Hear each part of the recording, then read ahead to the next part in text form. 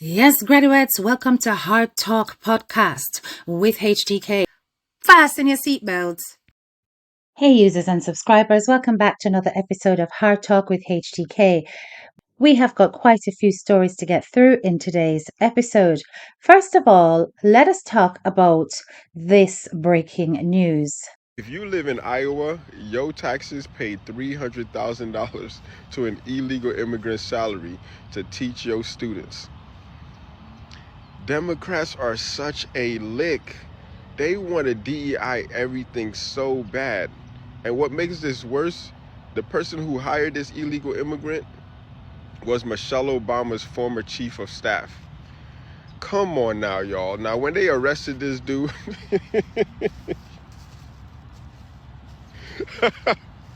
he tried to do the dash. He tried to do the race. But they caught up to him. They found a hammer on him.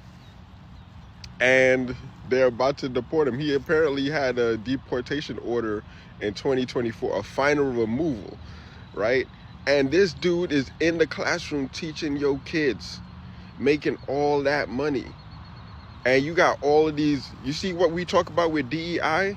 They look for the most marginalized, even if they're illegal. There's tons of black qualified women, black qualified men out here, and you guys search this one and you guys hire this one. I gotta look into this story more, man, because what I've read doesn't make sense. So, Ian Roberts, who has been a registered voter in Maryland since 2012, is actually an illegal alien. This, according to a senior ICE official who arrested the superintendent of Des Moines, Iowa Public School, Dr. Ian Andre Roberts. ICE claims that he is an illegal alien from Guyana and an active ICE fugitive with a deportation order since May 2024. According to the news reports, Dr. Roberts fled from ICE agents in his car once they ID'd themselves as immigration agents, speeding away, then abandoning the car. He was found in a bushy area 200 yards away with the help of an Iowa State Police K-9. Agents found a loaded gun, a fixed blade hunting knife, and $3,000 cash in Dr. Roberts' vehicle. Protests that erupted after ICE agents arrested the head of Iowa's largest school district. Immigration officials say Des Moines Public School Superintendent Ian Roberts was considered an ICE fugitive and was living and working in the country illegally. Protesters rallied outside of the U.S. Citizenship and Immigration offices in Des Moines Friday, stunned by the arrest of Public School Superintendent Ian Roberts, an immigrant from Guyana. The general public, I think, is not okay with what's happening. In a targeted enforcement operation, Roberts allegedly fled before being arrested. Officials say inside the vehicle he was driving, they found thousands of dollars in cash and a loaded handgun.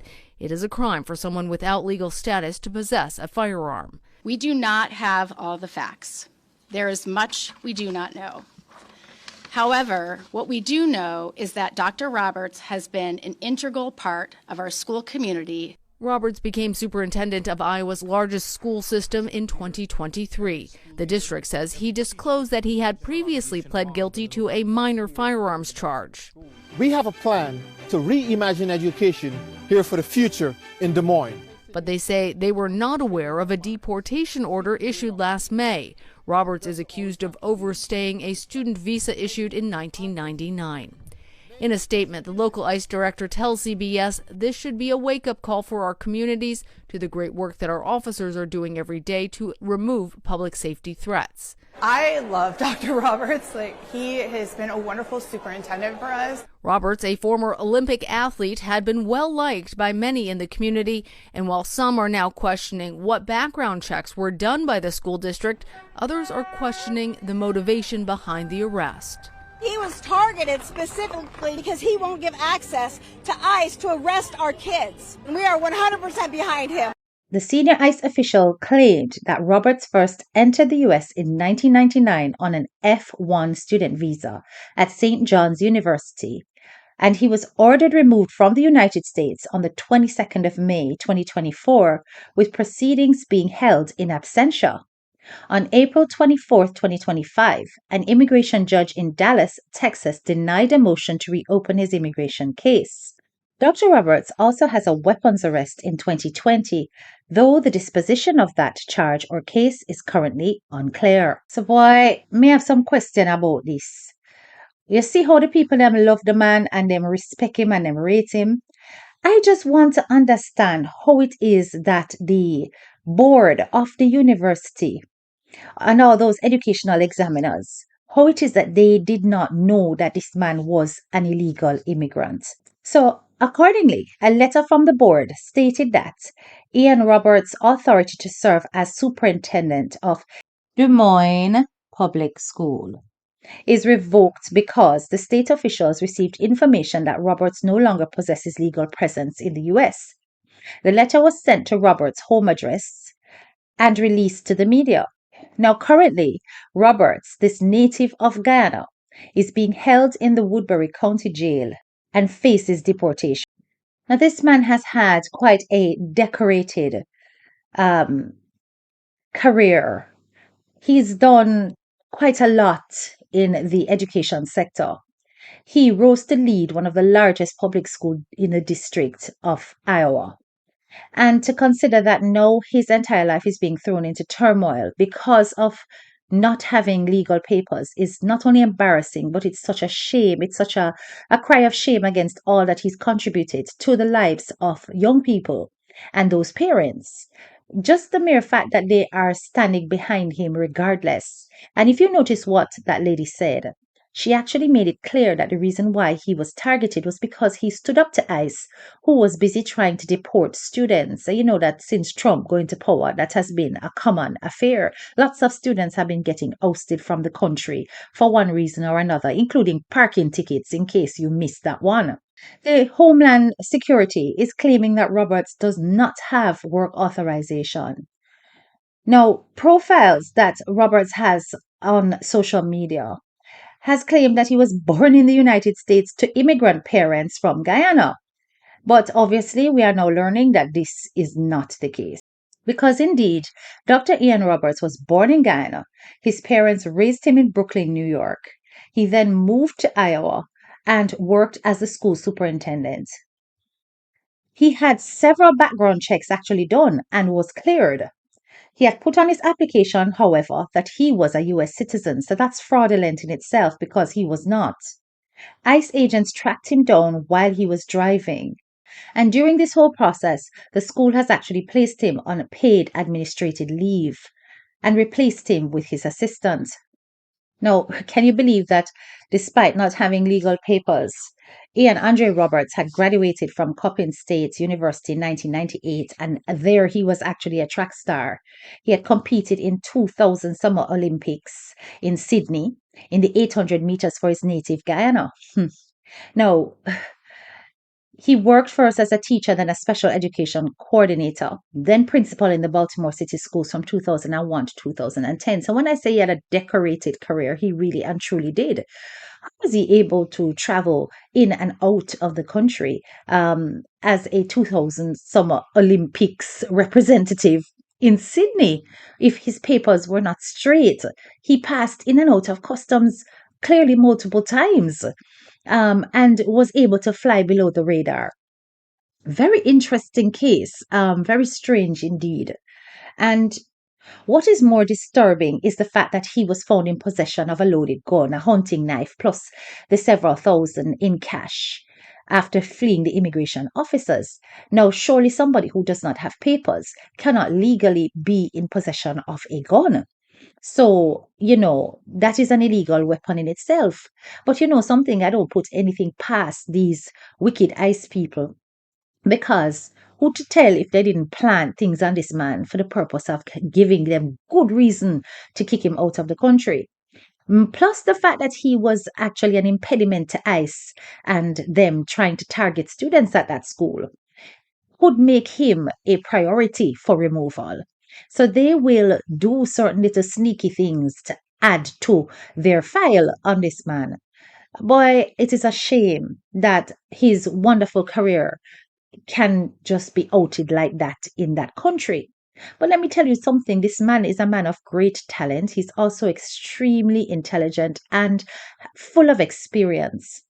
So if he ends up back in Guyana, you are getting somebody who is going to add to that country. You hear me? So I really and truly hope that whichever family he has in the country, should it be the final outcome that he has to leave, that they welcome him with open arms and that he reestablishes himself and actually takes a leadership role in the country because he has a lot to offer. I did some investigation on what this whole gun possession thing was about. And I'm going to tell you this. I genuinely believe that he was set up. I believe that he was set up because of the fact that he stood up to the government institution. I believe that Dr. Ian Roberts was never illegal. I don't know why I feel that in my guts, people, but I feel he was not.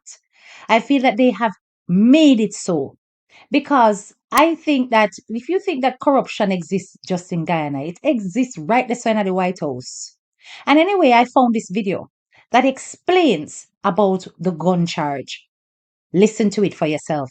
I need my Second Amendment warriors to the front of the classroom, please. I've got a fellow owner that desperately needs y'all's advocacy, and I just knew y'all would want to hear about this since you're so passionate about defending the Second Amendment. This is Dr. Ian Roberts. Dr. Roberts spent most of his formative years growing up in Brooklyn. He's a former special education teacher of more than 20 years, and he is now a school superintendent in Des Moines, Iowa, where by all accounts, he is adored by students, parents, and teachers alike. He's a former Olympian athlete and has 2 master's degrees and a doctorate, all earned at American universities. In 2020, Dr. Roberts was deer hunting in Pennsylvania. He was legally licensed to carry a firearm, properly licensed for deer hunting, and is a trained commissioned military officer with a wealth of experience in firearms training and safety. In other words, Dr. Roberts is and was the good guy with a y'all are always talking about. While on the way out of the woods one day, during deer hunting season on state game lands, Dr. Roberts was approached by a game warden. Dr. Roberts had been hunting, so he obviously was still carrying his rifle. He also knew how a lot of white law enforcement officers like the game warden were likely to feel about a dark-skinned black man holding a loaded rifle near them. So out of an abundance of caution and to make sure that the game warden felt safe, Dr. Roberts chose to immediately put his rifle into his vehicle. As a result, Dr. Roberts was given a citation from the game warden for having a loaded weapon in his vehicle. He paid the small fine associated with the citation and he went on with his life. No harm, no foul, right? Well, not exactly. Because 5 years later, Dr. Roberts was arrested by ICE this past Friday. Their justification for this arrest was that single citation, along with a claim that Dr. Roberts had overstayed his student visa originally years and years ago. Given the fact that both the First Lady and the other First Lady also originally overstayed their student visas back in the day, but have yet to be arrested or detained,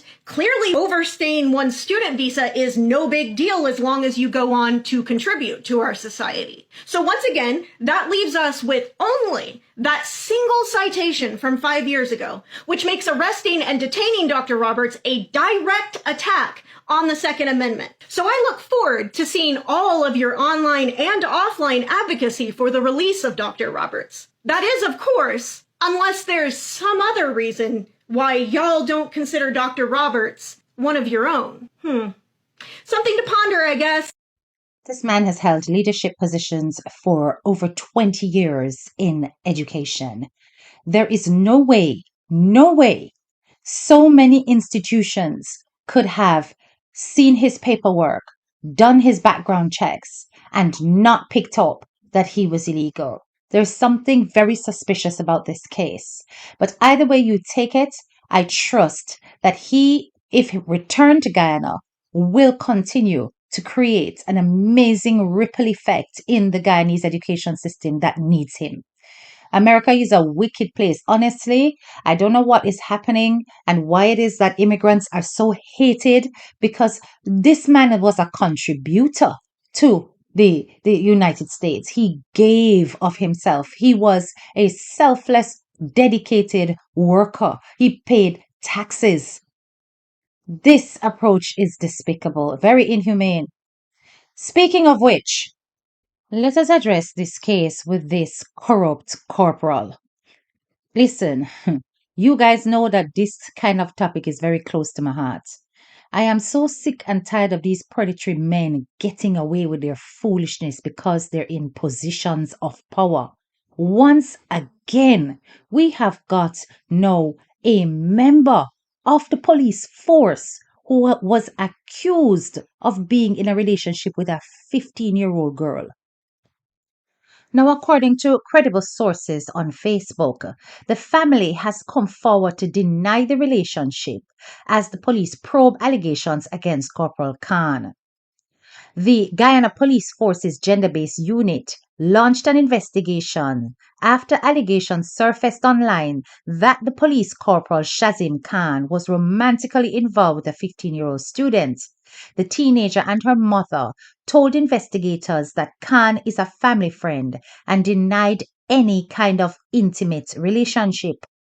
They also refused a medical examination, as in the family refused the medical examination, describing the claims as malicious. Blossom Inc., a child advocacy nonprofit, is expected to conduct a forensic interview with the girl, and the investigation remains active. Now, concerns have been raised about the delay in scheduling the forensic interview, with some observers questioning whether standard protocols were followed. Police officials, meanwhile, have urged the public to refrain from spreading unfounded allegations and assured that the investigation will be handled transparently. Authorities have emphasized that if evidence of misconduct is uncovered, the officer could face both administrative and criminal consequences. Now, people, this family must really take people for idiots. Look on these pictures that we seen. Grab up and cuddle up and all these things.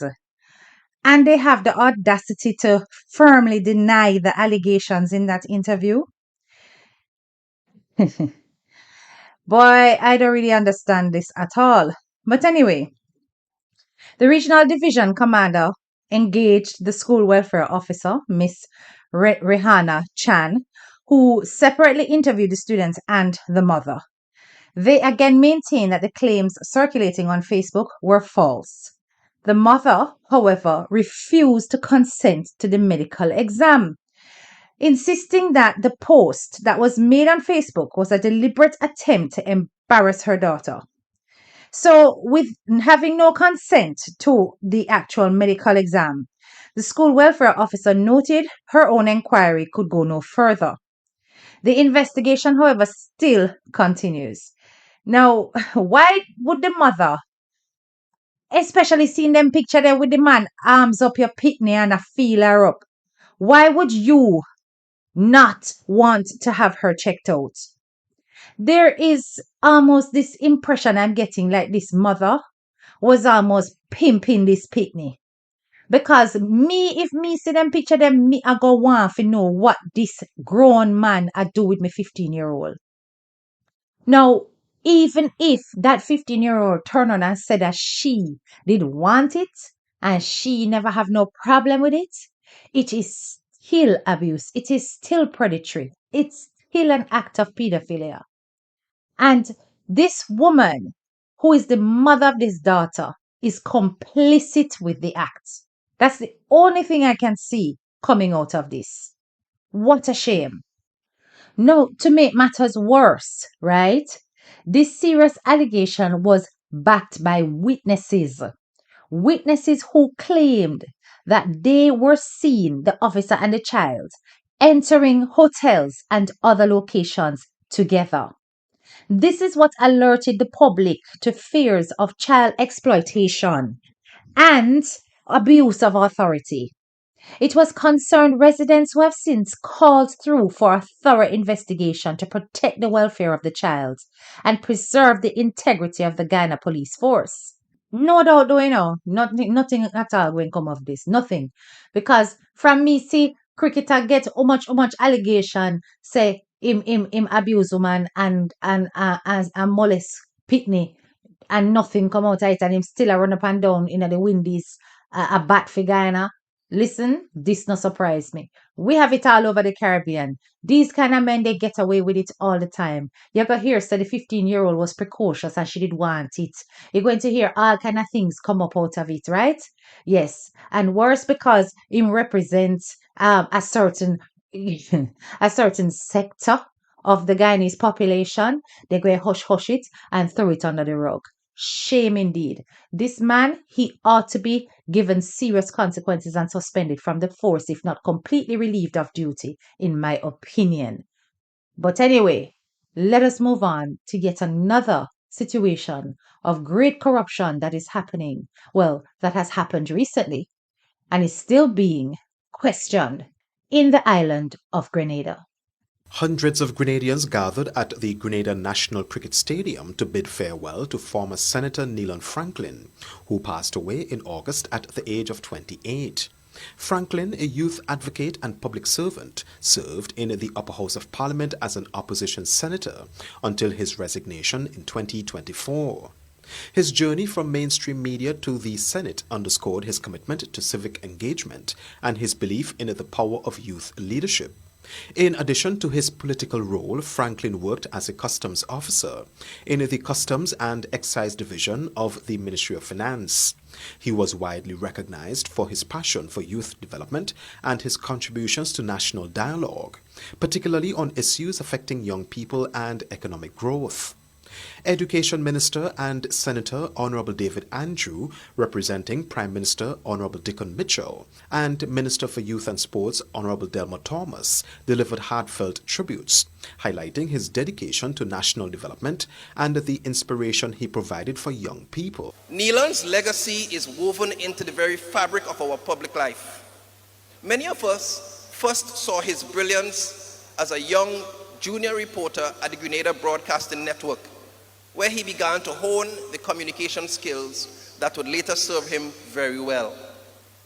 His voice, however, found its most powerful expression in the halls of our parliament, where, as a senator, he brought thoughtful debate and genuine desire to move our country forward. Perhaps, though, his most powerful and lasting contribution was his work as a youth advocate. As a national youth parliamentarian and later a national youth ambassador, he did more than just represent the voice of young Grenadians. He amplified it. Neilan Franklin was not just a former senator. He was a shining example of what our youth can achieve when given an opportunity. His journey with the Ministry of Youth as a youth parliamentarian, where his brilliance and leadership first captured the attention. He went on to represent Grenada at the regional level, proudly lifting our flag, carrying the hopes of his generation. But beyond his titles and position, Neilan was a friend, a mentor, a voice of encouragement to so many young people.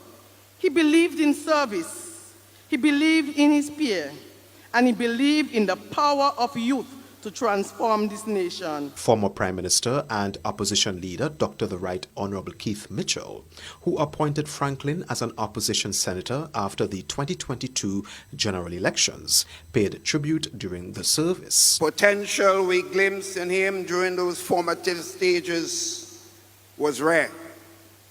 And it is that potential that the nation has come to recognize and laud.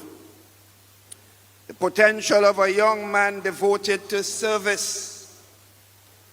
Throughout his journey, sometimes not always linear, his path was always dedicated towards serving others. Service became his hallmark, the defining trait by which we should all remember him. A condolence book was made available at the Ministry of Foreign Affairs from September 18th to the 22nd for members of the public to pay their respects. Franklin was laid to rest at Wilberforce Cemetery. Now, what has really happened to this former Senator, Neilan Franklin? Now, it is alleged that the well-known Trinidad and Tobago pathologist, Professor Hubert Daisley, reached a preliminary conclusion within 48 hours after his death that he died from antifreeze poisoning. Well-placed sources had told the news that Professor Daisley has taken samples from the body to bring back to Port of Spain to determine what was the exact substance that was used to cause the death of Neilan, who returned to work at Customs following his sting in Parliament as a member of the opposition New National Party. Daisley then reported that Neilan died from multiple organ failure due to poisoning and that he found substance in the body. He was retained by a community group to fly to Grenada to conduct the autopsy on the body. The speculation is rife that the substance found inside Neilan's body could be some kind of coolant based on its chemical structure.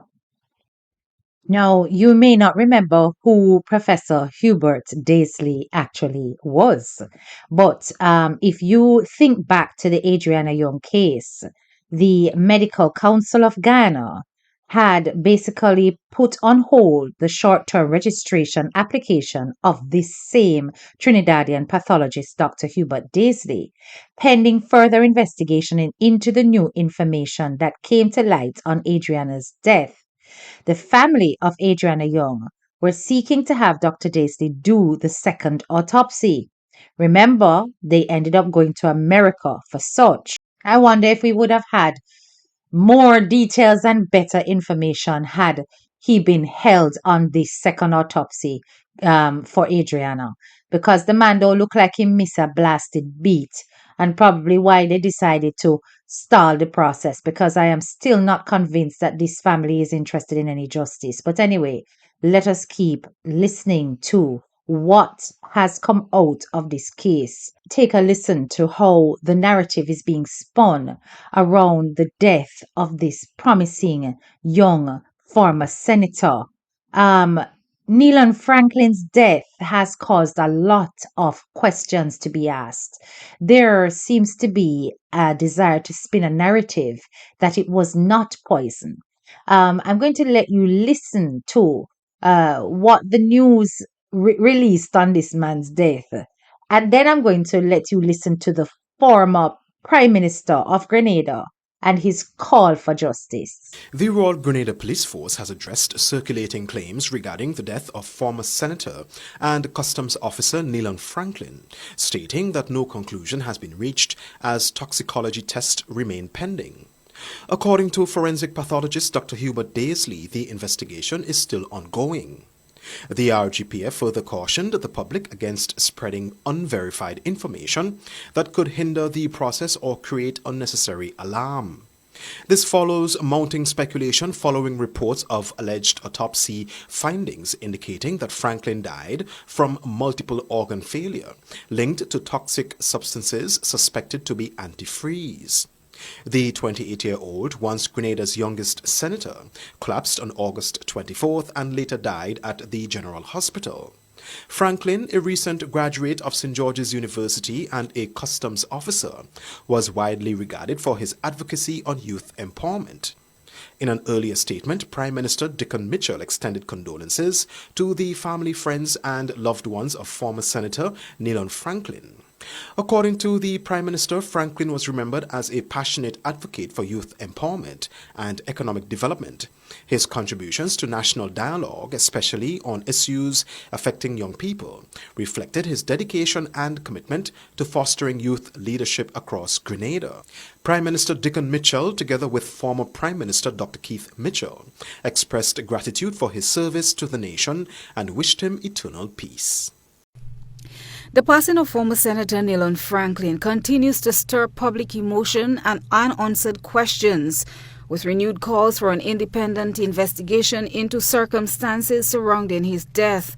During a solemn funeral ceremony held in his honor, former Prime Minister and Parliamentary Representative for St. George North East, Dr. the Right Honorable Keith Mitchell, once again echoed his call for a thorough and impartial probe into Franklin's untimely passing. While the official cause of death has not yet been made public, Dr. Mitchell was emphatic in his appeal for external intervention to ensure transparency. So I say, may his soul rest in peace. But as I say this, I reiterate a call that I made earlier on, without any sense of malice, but just for justice. I call for independent investigation on the passing of Neilan Franklin. A very independent investigation from persons from abroad who has the experience and who has no linkage in this country at this time. Thank you. I hope I hurt no one. Now, despite the fact that this funeral took place a week ago, people are still clamoring for justice for this Grenadian ex-senator. Neilan Franklin has gone on to the ancestors in an untimely manner. There were lethal substances in his body. Why is it that they are trying to give the impression that this was not the case? They're trying to hush it, keep it quiet. You know, these are the kind of things we have to really and truly look into as a Caribbean country. How many more will get this kind of injustice meted out to them? How many of our promising people will be wiped off the face of this earth? Now, remember, it is rumored that he went out the night before he died with friends. What investigation has taken place where those friends are concerned? The substance that they found in Neilan's body were similar to what they would find in antifreeze. Antifreeze, people. This is not about politics. This is about justice for a young man who ingested a poisonous substance and died under suspicious circumstances while socializing with friends.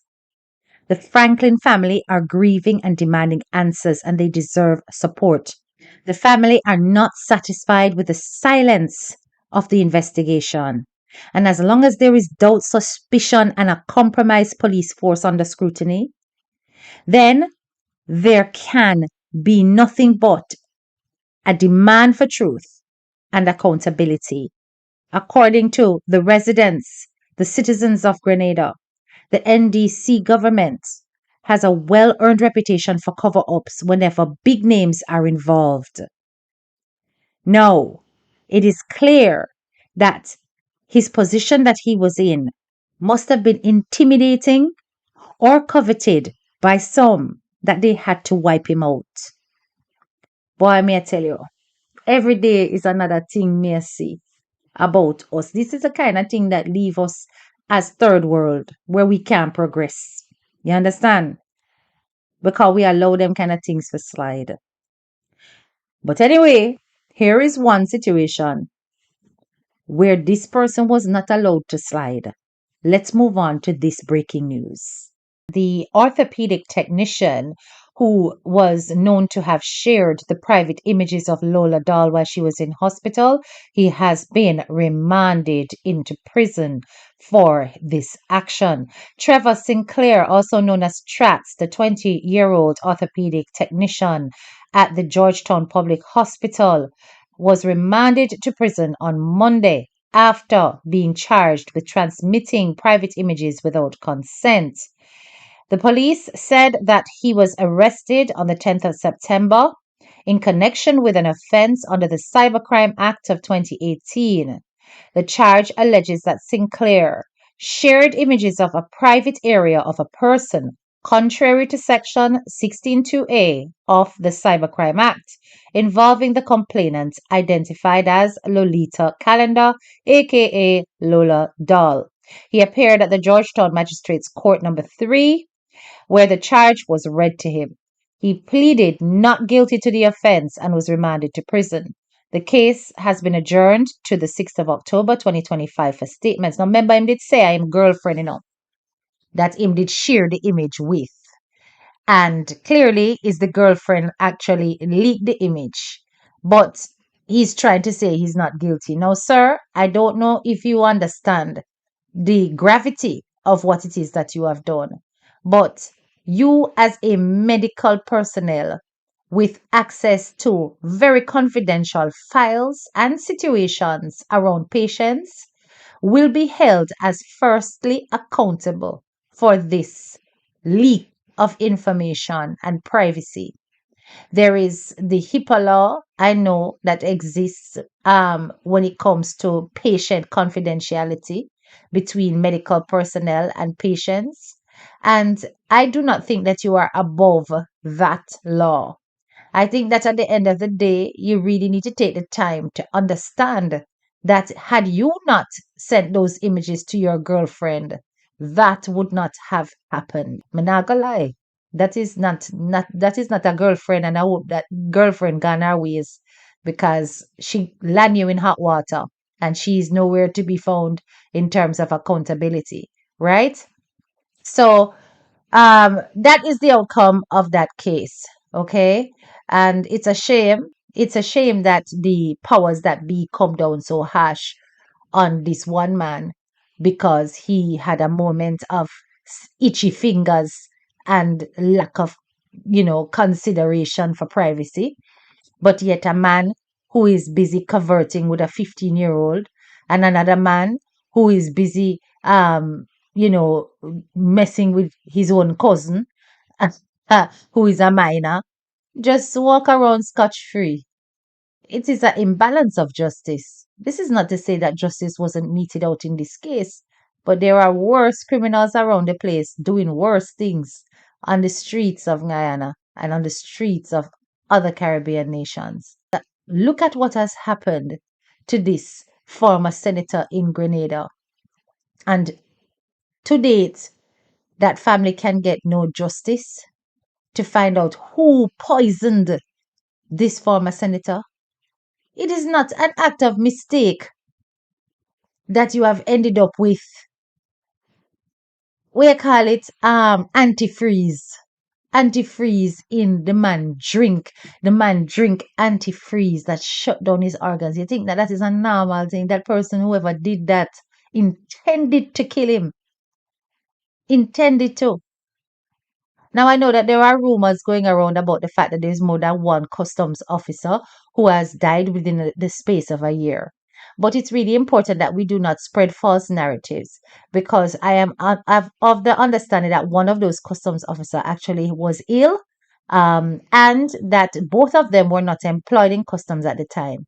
Now, it doesn't mean that the environment of the customs officers should not be investigated as well, because if illnesses are coming out of it and people are get poisoned and all these things, hello, is it that there is something in the building that is causing people to fall sick, right? There's things like asbestos poisoning that you should consider. Those things cause cancers. But at the end of the day, that is like, people speculating. This case is not a speculation. The autopsy has confirmed that this man was poisoned as a former senator, somebody who represented the youth. Is it that he knew something that somebody didn't want to come out? You understand? It is clear that somebody wanted him out. Now, allegedly, he had gone out the night before with friends. Who were those friends that took him out? Who put something in that man's drink? Right? These are the kind of things that I do not understand how people just get away with them. So, back in the Caribbean, first world, there would have been so many arrests. Yeah, all innocent people that get locked up. but arrest would be the result. But yet we have got murderers unleashed amongst us, pretending as though they are normal citizens when they have duppies on their name. You understand? Serious, serious something. And speaking of which, I'm going to end this video with this clip just to show you how mankind can be wicked and evil. Take a look at what happened on this banana farm. Take a look at this. To imagine some people so wicked and bad mind. You'll take all the time out to say you're going somebody else's property and poison the provision. All this provision which the person give permission. Give the person permission when they come to pick the provision. Look at it here. They pick the provision and someone have to stop them from going and feed the family of 8. Family of 8, look. Poison fig. To imagine this family would have passed away or something wrong would have happened to this family. Look at the fig. Pick the fig. Somebody had to stop the man from eating the fig, recognizing that the fig is sprayed by the person who been cleaning the yard for him. Wicked and bad mind. So urging people out there, be careful what you are buying in the shop or buying in the market or collecting from people. It's very bad out there. Yes, graduates, if you have made it thus far into the video, don't forget to hit the like, share, and subscribe button. If you are new to my channel, do not forget to click that bell so you're notified anytime I drop a video. Hope you have found this episode of Hard Talk informative. Do not forget to like the video. Thousands of you watch every day and you don't do enough likes to bump up the algorithms and make people aware of what is happening across the Caribbean diaspora. Big up your nice clean self. This is your girl, Head Teacher K, and I'm out.